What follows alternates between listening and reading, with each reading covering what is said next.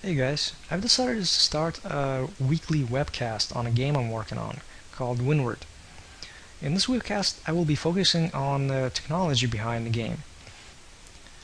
Those of you who are working on a game of your own or are simply interested in knowing what goes under the hood in games like these might find it fairly interesting. In this webcast, I'm gonna talk about the water system. It was actually one of the more recent additions to the game, and I was asked the question several times, why did I create my own water system instead of using the built-in system that comes with Unity? Well, I can certainly answer that question. Let's start by looking at the prompts with Unity's water. This is what it looks like by default, and if you actually hit play, you will notice that over here it looks a lot like a plastic wrap rather than just water, and it seems to be moving in one direction. Additionally, you can't really tell what this is. It's supposed to be refraction, but it's just way too strong. And over here, there's no reflection of the ship. I mean, it's water, it's supposed to reflect, and yet you can't really see anything. Now at this point, those of you familiar with the water system will actually say, hey, wait a minute, why don't you just tweak the water's parameters? Okay, let's have a look at what they look like. They look like this. What the Really? This is what I call a clusterfuck of options. I'm sure it's all great when it comes to actually tweaking every freaking little thing on the water, but when it comes to actually using the water and trying to tweak just one little thing, finding it among all this crap is just way too difficult. It's not user-friendly at all. Alright then. Moving on. Here's another problem. If you select a light source and happen to turn it off, you will notice that the color of the water really didn't change much, and there's still a crap ton of specularity here. That's because the specularity is actually specified on the water itself as over here, as specular light, which means that you can only have one light source affecting the water like that. And like I said, it doesn't actually affect the color at all. If you happen to change the light to something else, say, I don't know, red, you'll notice that the water itself is not affected at all. It's the same thing with changing the intensity. It doesn't affect the water. What happens if you actually want to have an explosion over the water? Normally you will want to add a point light somewhere. So let's see what happens when you try to do that. I'm gonna go to Game Object, Create Other, and I'm gonna choose a point light. So there we go. Now there's a point light over the water. Can you tell? I sure as hell can't. Let's make it red. Can you tell now? Nope. The faint redness that you have over there is the terrain underneath. What's going on? Well, it's actually simple. The water is not affected by any light sources. Directional, point light, nothing. It's just not affected by any of it. That's a huge problem. One other minor thing is you may notice that the project is actually marked as having changed. If I keep saving it, it keeps reverting to being changed. I don't know, maybe it's something to do with my project, but it only seems to be happening when I have the water system here.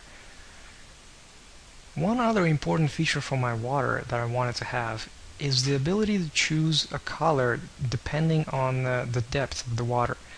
If the water is really deep, I want it to be really dark. If the water is close to the shore and shallow, I want it to be light. And I can't do that with Unity's built-in water system. It's just one color. That's it. In case you're wondering why I want to have that, let me show you.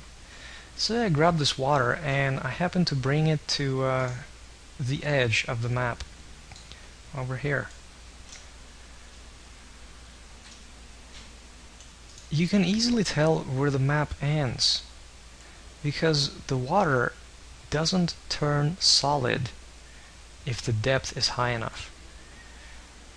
This is kind of important for me. And so I've decided to create my own water system. Here's my water, and I'm gonna go ahead and move it the same location.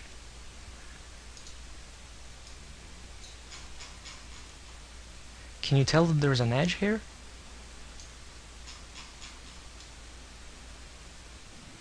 So here we are back at the island. You can see that the water is actually darker where it's deeper, and it's lighter where it's shallow. Also, the specular component looks a little bit better. It doesn't look like a plastic wrap. And here's the reflection of the ship. You can clearly see it in the water, especially at the right angle. You can see the shadow underneath the ship. You can see this sunken ship on the bottom. You couldn't really tell what it was when you used water before.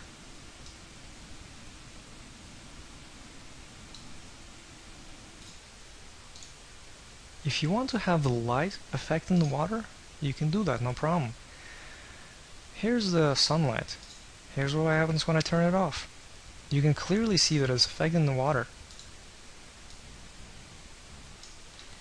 And of course I can make it red. See? It's still affecting the water just fine. Point light. Enable a point light. Move it up a bit. You can see that it's affecting the water as well. Just fine. No issues whatsoever. If you look closer, you will also be able to tell that there's a specular component on this light source as well.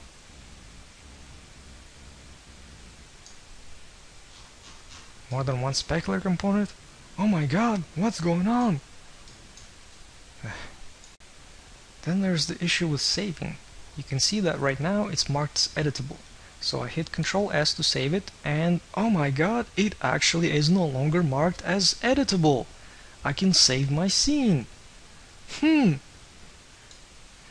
Anyway, all the ridiculous crap aside, the water itself is just easier to use. If you select the water, that's all you get for actual components. There's no shit ton of crap to modify. If you want to modify how it works, just open up the shader.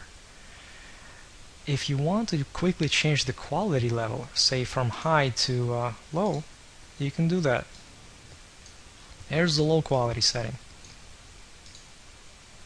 Medium, high, and ubar. And the fastest setting. In the fastest setting, there's no reflection and there's no refraction. It should theoretically work pretty much anywhere. And it still looks pretty good, even at the fastest setting.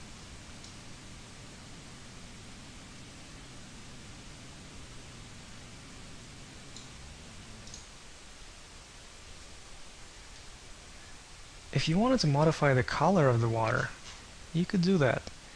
Say for example I wanted the shallow to be something else.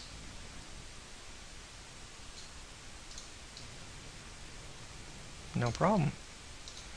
Deep color, I want it to be really red. Now it's a sea of blood. Scary. Kind of pointless, but you can do that. If you wanted to have parts of your map have one color of the water and another part of the map have a different color of the water, well, you can just tweak the shallow water color or even the deep water color as you move along. It's easy enough.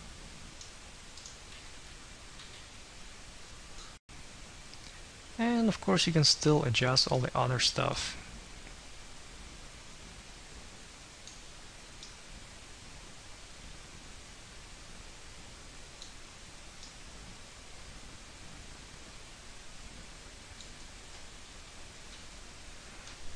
Other than that, the water is pretty similar to how Unity's water works, except for this reposition checkbox.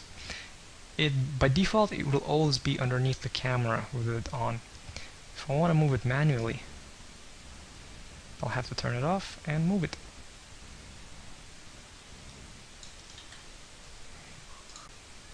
And this about covers the water system.